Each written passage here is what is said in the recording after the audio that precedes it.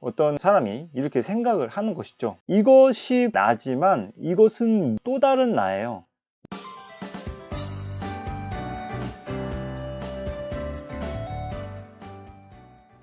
어서오세요. 국어의 모든 것 나란마사입니다.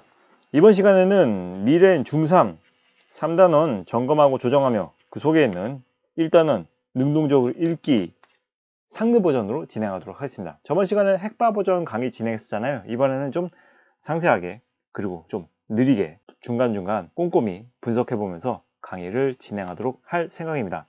자, 능동적 읽기라는 것은 무엇이라고 핵바 버전에서 언급했나요? 간단히 말하자면 스스로 읽기라고 생각을 하라고 얘기했습니다. 그 스스로라는 말에는 여러 가지 의미가 담겨 있는데 기본적으로 생각나는 핵심적인 키워드를 생각한다면 아무래도 점검하며 그 다음에 조정하며 읽어 내려가는 것을 능동적 읽기라고 얘기한다 라고 얘기했습니다. 특히 이 점검하고 조정하는 이 일련의 과정들은 무엇을 이용하냐면 상위 인지를 이용해야 된다 이렇게 얘기하곤 하거든요. 자, 근데 이 교과서에서 언급하는 이 상위 인지라는 말은 다른 말로는 초인지라고도 얘기하고요. 사실 선생님은 초인지라는 말이 더 익숙하고 많이 알려져 있다고 생각합니다. 아니면은 메타인지 다 모두 똑같은 얘기입니다. 자, 그래서 이것을 활용해서 점검하고 조정하면서 읽어 내려가야 된다. 그것이 바로 능동적인 읽기라고 교과서에서 언급하고 있습니다. 여기서 상위인지라는 말을 갖다가 아예 모르는 친구도 있는 것 같아요. 간단히 설명하자면 자, 이렇게 볼 수가 있습니다. 어떤 사람이 이렇게 생각을 하는 것이죠. 뭐 책을 읽으면서 소비, 합리적? 뭐 어떻게 해야 되지? 뭐 이런 식의 어떤 사고를 하면서 글을 읽으면 이것이 물론 나지만 이것은 무엇이냐면요. 또 다른 나예요. 그러니까 나를 관찰하는, 나를 감시하는 또 다른 나인 것이죠. 그래서 내가 나한테 물어보는 거예요. 나는 지금 잘 읽고 있는 것인가? 이 내용은 이렇게 파악하는 것이 맞을까? 뭐 이런 식의 어떤 점검, 스스로에 대한 어떤 관찰을 통해서 내가 이해하고 있나 이해하지 못하고 있나를 갖다 점검하는 것이죠. 그것을 메타인지, 초인지라고 얘기합니다. 뭐 여담이지만은 모르긴 몰라도 항상 성적에 있어서 상위권을 차지하고 있는 친구들은 모두 이런 메타인지 전략을 사용하고 있을 거예요. 하지만 그렇지 못한 친구들은 메타인지 전략, 그러니까 초인지 전략을 사용하지 못하는 것이죠. 그냥 난 이해했어. 알았겠지. 라고 하면서 그냥 넘어가는 친구들도 있을 것이고. 그래서 항상 강의 중간중간에 가장 공부를 잘 할 수 있는 방법은 남들을 가르치는 거라고 얘기하잖아요. 그것은 머릿속에 있는 상당히 파편화된 어떤 지식을 문장으로서 완결되게 만들고 입으로 끄집어내기 때문에 이게 효율적인 공부가 되는 거거든요. 일련의 어떤 행위들이 모두 메타인지 전략, 초인지 전략과 연결되어 있는 연장선상이라고 보면 될 것 같습니다. 됐죠? 이 부분에서는 지금 이렇게 얘기하고 있어요. 글을 읽기 전에는 무엇을 해야 되느냐? 먼저 읽기 목적을 정하랍니다. 자, 그 다음에 제목 및 주요 단어, 사진 등을 훑어본다. 이걸 또 중요하게 얘기했고요. 그 다음에 내용을 예측해봐라. 자, 그 다음에 또 내용과 관련하여 배경 지식을 떠올려 보아라. 뭐 이것도 읽기 전의 활동으로 언급을 했었습니다. 이렇게 읽기 전 활동 1, 2, 3, 4 네 가지의 그런 활동들을 여기에 언급해 놨습니다. 뭐 앞으로도 계속 적용되는 이야기지만 이것만이 있는 건 아니에요. 네.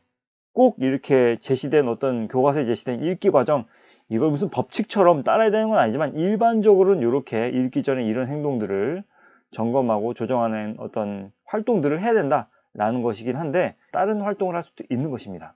그러니까 이를테면 여기다 추가적으로 한다면은 뭐 대충 그 차례라도 보고 나서 질문을 던진다던가 그런 것도 읽기 전에 활동을 할 수 있는 것이죠. 자, 그 다음에 그래서 읽기 목적을 갖다가 정하고 있어요. 이 친구는 지난달부터 한 달치 용돈을 한 번에 받는데 돈을 어떻게 쓰면 좋을지 고민이다. 그래서 이 책에 관련된 글을 찾아서 읽고 정보를 얻어야겠다.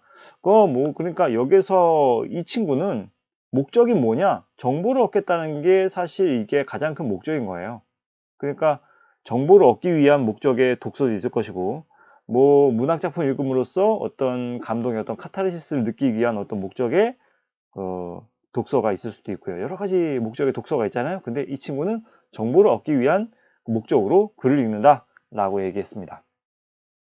자, 그리고 여기에서 한 가지 더 힌트를 얻을 수 있는 거는 책에서 관련된 글을 찾아 읽고라고 얘기하는데, 자, 즉 이 친구는 어떤 것을 한다는 얘기냐면은 발췌독을 한다는 얘기예요. 발췌독이라는 것은 무엇이냐면 내가 필요한 정보만을 찾아서 읽고 정보를 획득하는 그런 방식의 독서 방법이라고 생각하면 됩니다. 네. 그래서 정리한다면 문제 상황, 용돈을 어떻게 쓸까라는 문제 상황에 지금 맞닥뜨린 것 같아요. 그 다음에 읽기 전략은 발췌독을 쓸 것이고, 그 다음에 왜 읽는가라고 한다면 정보 획득을 위해서 읽는다라는 걸 우리는 짐작할 수가 있겠습니다.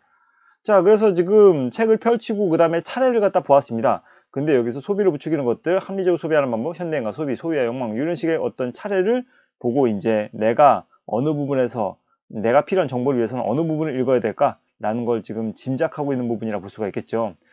자, 그래서 밑에 예측하기에 뭐라고 써있냐면 이 책의 3장의 소제목을 보니 현명하게 돈을 쓰는 방법을 설명하는 내용인 것 같아. 그런가요? 쇼핑하고 후회하지 않으려면 이라고 얘기를 했습니다. 그러니까 후회하지 않기 위한 방법을 갖다가 알려주겠다라는 얘기인 것 같아요. 그죠? 자, 그래서 이렇게 내용을 예측하고 있는 부분이 나옵니다. 그래서 이 부분을 한번 살펴봐야지.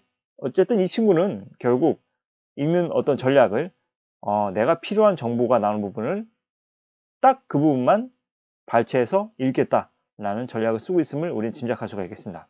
자, 그 다음 페이지.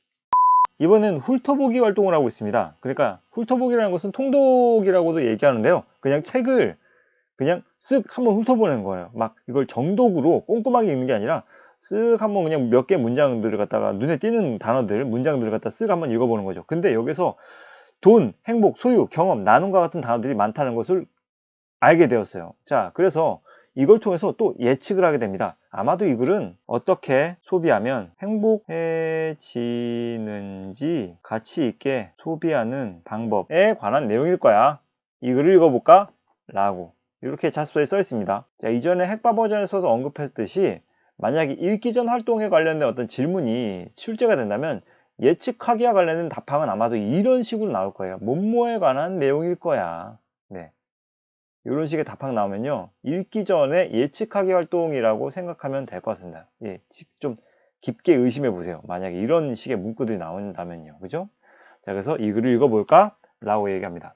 자, 그 다음에 이제 배경 지식 활성화합니다. 내가 알고 있는 기존의 지식을 끌어와서 여기와 연결, 접합시키는 어떤 과정이라고 볼 수가 있겠죠. 그래서 배경 지식이나 경험 떠올리면 글을 이해하는 데 도움이 되죠. 그래서 마인드맵을 활용하는 전략을 사용하고 있습니다. 자, 보니까 자, 돈과 관련된 마인드맵을 빈부격차, 기부보람 이렇게 막 쫙 하고 있습니다. 이거 그냥 이렇게 이런 활동을 한다 라고만 생각하면 됩니다. 별거 아닙니다. 자, 그 다음 밑으로 쭉 내려가면 뭐 이거 한번 써볼까요? 이 과정에서 어떤 활동을 더 할 수 있는가? 그러니까 이전에 말했지만 꼭 이 여기에 나온 일련의 활동들 요 네 가지 읽기 목적 정하기, 제목 및 주요 단어 사진 훑어보기, 뭐 내용을 예측하기, 그다음 배경식 떠올리기 요것만 있는 건 아니라니까요. 더 있을 수도 있습니다. 자소서에 나온 내용 옮겨 적자면요 이렇습니다. 네, 이런 식의 것들입니다. 주제나 구조 예측하기, 읽기 전 질문 만들기. 네, 그 다음 페이지. 자, 읽는 중 점검하고 조정하기 들어가도록 하겠습니다. 자, 글을 읽는 중에는 자신의 읽기 목적에 맞는 읽기 방법을 선택해 읽어야 해요 라고 얘기했는데 이 교과서에 나온 여학생의 경우에는 읽기 목적은 정보 획득이라고 얘기를 했던 것 같고요. 그 다음에 읽기 방법은 발췌독을 사용하는 것 같다 라고 선생님이 얘기를 했습니다. 그죠? 자, 근데 어쨌든 글을 읽는 중에 해야 될 일은 여기에는 이렇게 나와 있습니다. 읽으면서 자신이 예측한 내용이 맞는지 이걸 또 확인해 보는 것, 이게 읽는 중의 활동 첫 번째고요. 그 다음에 글쓴이의 생각에 공감하거나 아니면 비판하는 것, 이것은 읽는 중의 활동 두 번째라고 생각을 합니다. 자, 그래서 이렇게 자습서에 나와 있는 대로 필기를 해놨습니다. 자, 그럼 밑으로 이제 본격적으로 소위에서 경험으로, 소비에서 나눔으로 챕터를 이제 읽어보도록 하죠. 분석해 봅시다. 자, 언제나 그렇듯이 여러분들이 이 전체적인 글을 다 읽었다는 것을 전제로 하는 강의를 하겠습니다. 왜냐하면 그도 그럴 것이 여러분들도 원하거니와 이걸 다 뭐 읽어 내려가면서 이렇게 강의가 루즈해지는 것을 원치 않는 친구들이 꽤 많거든요. 네. 그러니까 필요한 부분만 강의하도록 하겠습니다. 여기 한번 쭉 읽어보세요. 자, 그 다음에 여기 두 번째 단락부터 한번 볼게요. 소비를 하더라도 자, 이 부분 밑줄 쳐볼까요? 소유의 목적의 소비보다 경험 목적의 소비를 할 필요가 있어 라고 얘기하는데, 이게 글쓴이의 생각이라고 자습서에선 밝히고 있습니다. 그래서 이렇게 글쓴이 생각이라고 썼습니다. 자, 그래서 여러분들은 이 문장만 읽어보더라도 지금 소유 목적의 소비, 경험 목적의 소비, 어떤 것이 더 중요하다고 지금 글쓴이는 주장하고 있냐? 경험 목적의 소비, 이것이 참 중요하다라는 것을 우리는 짐작할 수가 있을 것입니다. 그러니까 소유 목적보다는 경험 목적이 중요하다라는 것을 위주로, 그러니까 이렇게 여기 위주로 아마도 글이 전개되겠군이라고 짐작을 할 수 있어야 돼요. 그죠? 자, 아무래도 그런 내용이 아마 앞으로도 전개될 것이라고 예측할 수 있어야 됩니다. 자, 그래서 소유 목적의 소비는, 이제 소유 목적의 소비는 모두 좀 약간, 그러니까 부정적인 개념이라고 말하긴 그렇지만은 이 글쓴이가 지양하는 개념이거든요. 하지만 경험 목적의 소비는 지향하는 개념이죠.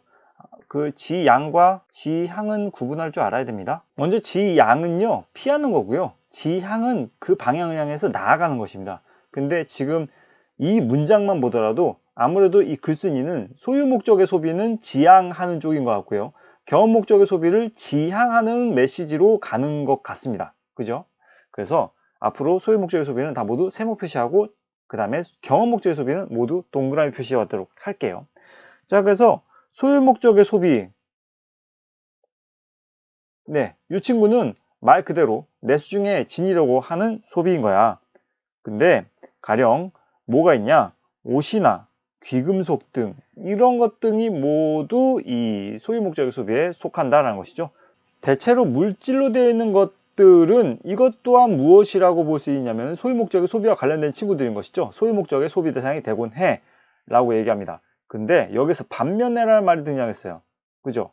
이 반면에라는 말로 짐작컨대 소유 목적의 소비와 경험 목적의 소비 중간을 나눈다면 사실 이 둘을 좀 상반된 개념으로 좀 본다는 걸 우리는 짐작할 수 있겠죠. 반면에 경험 목적의 소비는 어떻다?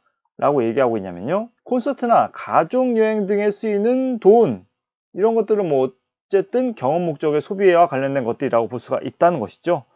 이런 것들은 물질이 아니라 말 그대로 비물질적인 경험을 중시하는 것. 자, 이것이 경험 목적의 소비가 지향하는 바라고 얘기하는 것이죠.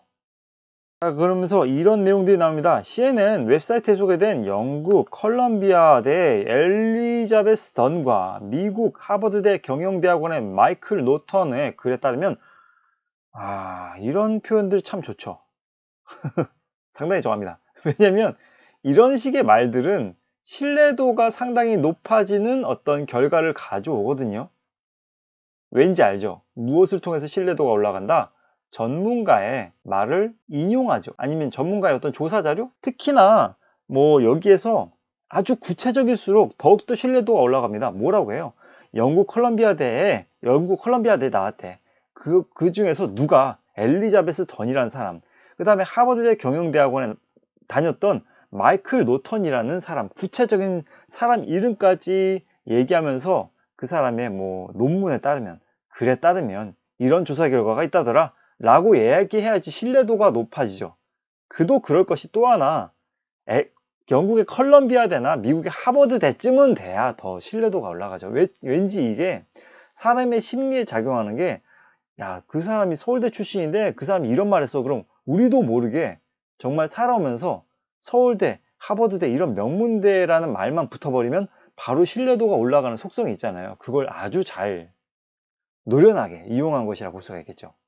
어쨌든 이 두 사람이, 엘리자베스 던과 마이클 노턴은 이렇게 얘기했대요. 좋은 선물은 꼭 물건일 필요가 없다. 즉 이런 소유 목적의 소비일 필요가 없다는 얘기죠. 자, 그래서 선생님의 생각을 적어봤습니다. 자습서에 나와있지 않은 부분인데요. 이것 또한 소유 목적의 소비와 관련된 친구이고 소유 목적의 소비를 통한 결과물이라 볼 수 있겠죠. 근데 그게 좋은 선물이 꼭 이럴 필요는 없다는 얘기죠. 결국 물질적인 선물보다, 그죠? 결국 이것도 또 세모 표시해야 되겠네요. 그거보다 경험 선물, 그 다음에 시간 선물, 이런 것들이 참 만족도가 높다더라 라고 얘기하고 있는 거잖아요. 그래서 이거를 아마도 뭐 부등호로 이렇게 표시한다면 이렇게 볼 수가 있겠죠. 알겠죠? 만족도 측면에서 그렇다는 것이죠. 선물을 받은 사람이 경험 선물과 시간 선물에 대한 만족도가 더욱더 높다고 한다. 누가? 하버드대 출신이, 콜롬비아대 출신이 신뢰도 팍팍 올라가죠. 그죠? 그래서 어쨌든 지금 이 경험 선물이란 것은 콘서트, 여행지 이런 걸 얘기하는 것이고요. 시간 선물이란 것은 집 청소, 설거지 이런 걸 대신해 주면서 여유를 선물하는 것.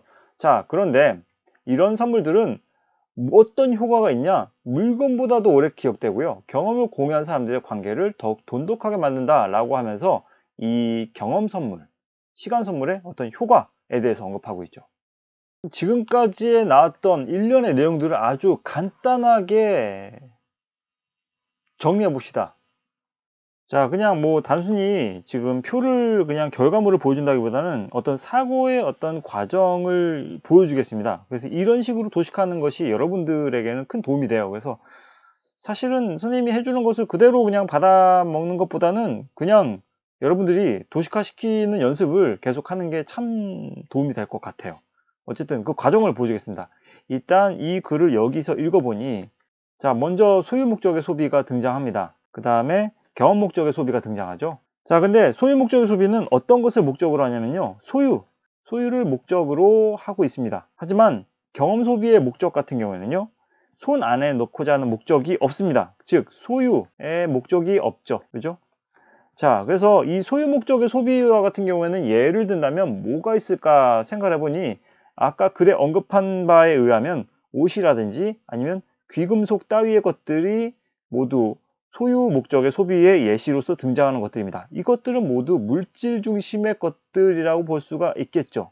자, 하지만 경험 목적의 소비의 내용에 따른다면 이를테면 얘들이 뭐가 있었냐면 콘서트라든지 아니면 여행, 그죠? 자, 이런 일련의 것들은 아까 옷과 귀금속은 물질 중심적이었던 것과는 달리 비물질적 중심이라는 것을 알 수가 있겠죠. 그렇죠? 그래서 이 선물을 받는 사람에게 있어서는요, 이 만족도가 어떤 것이 더 높느냐라고 한다면 여기에 물질적 선물이 있고요. 그 다음에 여기에 경험 선물 혹은 시간 선물, 이 중에서 무엇이 좀 더 컸느냐 라고 한다면 바로 이 부분이 더 만족도가 높았더라. 기억에도 오래 남고요. 사실 물질적이라는 것은 금방 잊혀지기 마련이죠. 질리게 되면요. 그죠? 근데 선물 받는 사람의 만족도가 이렇게 컸다더라. 콜롬비아대, 하버드대 출신이 이렇게 얘기했답니다. 신뢰도가 팍팍 높아지죠. 자, 그러면 그 이유는 무엇이냐? 더 오래 기억되기 때문이죠. 그죠? 그래서 경험을 공유한다는 것은, 이것은 관계를 어떻게 만들어주기 때문이다? 관계를 더욱더 돈독하게 만들어주기 때문이다. 그래서 이런 물질적 선물보다는 경험적, 시간적 선물이 더욱더 만족도가 높았다더라. 이렇게 정리할 수가 있는 거예요. 간단히 도식화 시킨다면 그렇죠. 알겠죠? 그래서 이 둘은 좀 약간 상반된 측면으로 지금 글쓴이가 글을 전개해 나가고 있다는 걸 알 수가 있습니다. 자, 다시 본문으로 돌아와서요. 여기 사회심리학자 벤 보벤이라는 사람 나옵니다. 이쯤 되면 짐작할 수 있겠죠? 역시 또 뭐가 등장합니까? 전문가의 등장. 역시 또 뭐? 신뢰도가 상승한다 라고 생각할 수가 있겠죠. 그죠? 자, 근데 20대에서 60대까지 1200여 명을 대상으로 설문조사를 벌였답니다. 주로 가정경제에 관한 의견조사였는데, 설문 끝에 지금껏 살아오면서 스스로 행복해지기 위해서 소유 자체를 목적으로 구매했던 물건과 경험을 목적으로 구매했던 물건에서 한 가지씩 고르게 했지. 근데 경험을 목적으로 구매했을 때 더 행복해졌다고 답한 사람이 좀 더 많았다는 것이죠. 소유를 목적으로 구매했던 사람들에 비해서. 그죠? 그래서 이것을 통해서 우리는 무엇을 짐작할 수 있냐? 쭉 읽어보시고요. 자습서에는 이 부분을 밑줄치고 있어요. 자, 어떤 물건을 구매할 때 새로운 삶을 경험하는 것이 소유 자체를 위해 구매하는 것보다 더 많은 사람에게 더 큰 행복감을 안겨준다 라는 점. 자, 그래서 이렇게 벤 보벤 연구 결과에 담긴 의미라고 자습서에 적혀 있습니다. 자, 그러면 우측의 내용은 이겁니다. 이 지금까지 어떤 본문의 내용을 바탕으로 지금 이 여학생이 예측한 내용 확인하기, 이해도 점검하기, 공감하거나 비판하기 이런 읽는 중에 활동을 지금 하고 있는 것이죠. 어떻게 잘 하고 있나 한번 확인해 봅시다. 읽기 전에 예측한 대로 어떻게 소비를 해야 되는지에 관한 내용이 나오네. 물론 이렇게 예측한 내용을 확인하면서 내가 예측한 대로 원하는 답변이 나올 수도 있겠지만 내가 예측한 것과 달리 이런 식의 정보가 나오는구나 라는 반응도 나올 수가 있는 것입니다. 꼭 이렇게 나와야 되는 건 아니에요. 예. 근데 어쨌든 예측한 대로 이것과 관련된 내용이 나오는구나 라고 하면서 예측한 내용을 확인하고 있는 모습 보이고 있고요. 그 다음에 이해도를 점검하는 건 이렇게 아까 바로 전 페이지에 선생님이 도식화 시켜서 정리했듯이 이 친구도 소비, 그 다음에 뭐 선물 이런 식으로 소비에는 소유 목적의 소비와 경험 목적의 소비가 있다는 걸 이렇게 나누고, 그죠?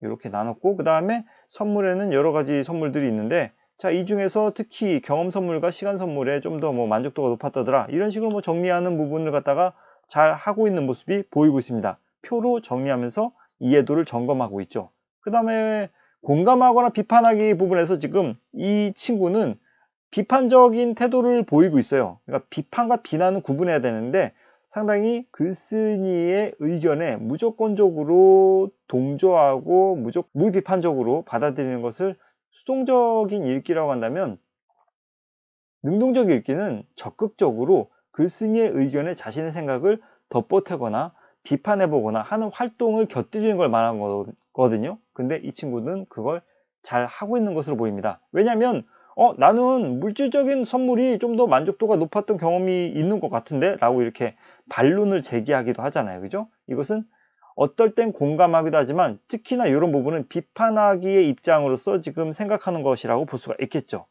그죠? 그래서 특히 이 부분 자습서에는 이렇게 나와 있는데요. 네, 이 부분이 비판하기에, 글쓴이의 의견에 비판하기에 예라고 얘기를 하고 있습니다. 자, 일단 여기까지 끊고요. 그 다음에 너무 또 길어지면 여러분들 힘들어하니까요. 예, 중간에 끊고 다음 강의 때 이어서 하도록 하겠습니다. 네, 지금까지 들어주셔서 감사하고요. 도움이 되었다면 구독과 좋아요 부탁드립니다. 감사합니다.